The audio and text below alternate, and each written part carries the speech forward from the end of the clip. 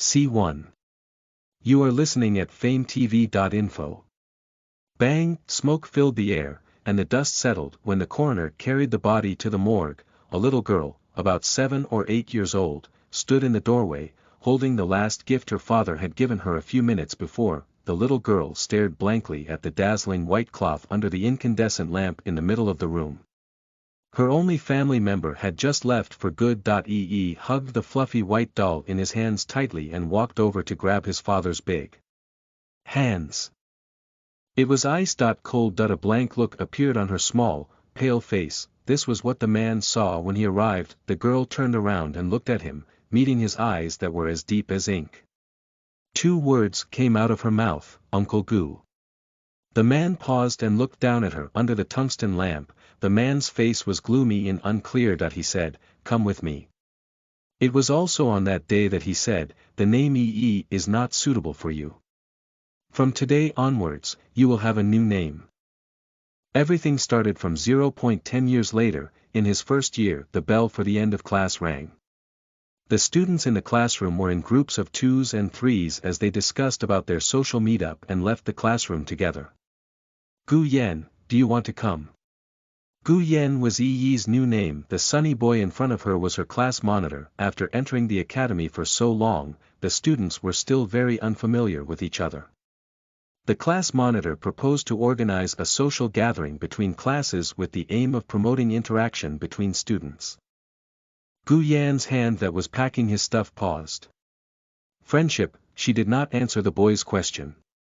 Instead, she continued with the movements of her hands and put the textbook into her bag. Then, he walked out of the classroom. The boy touched his head with an awkward expression. Everyone in the class knew that Gu Yan was a different person.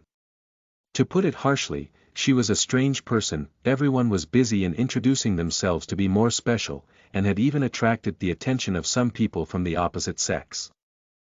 Only Gu Yan stood on stage, expressionlessly spat out the word Gu Yan, and then left the stage. The boy frowned as he watched the girl leave. How strange. After Gu Yan walked out of the school gate, he skillfully walked in front of a car not far away. "Miss Gu." The driver, dressed in black, took her backpack as usual and respectfully opened the door for her. Seeing the man in the back seat, Gu Yan was startled. "Gu Mushin, normally, he wouldn't even come here." Gu Mushin glanced at the girl who had not said a word since she got on the car.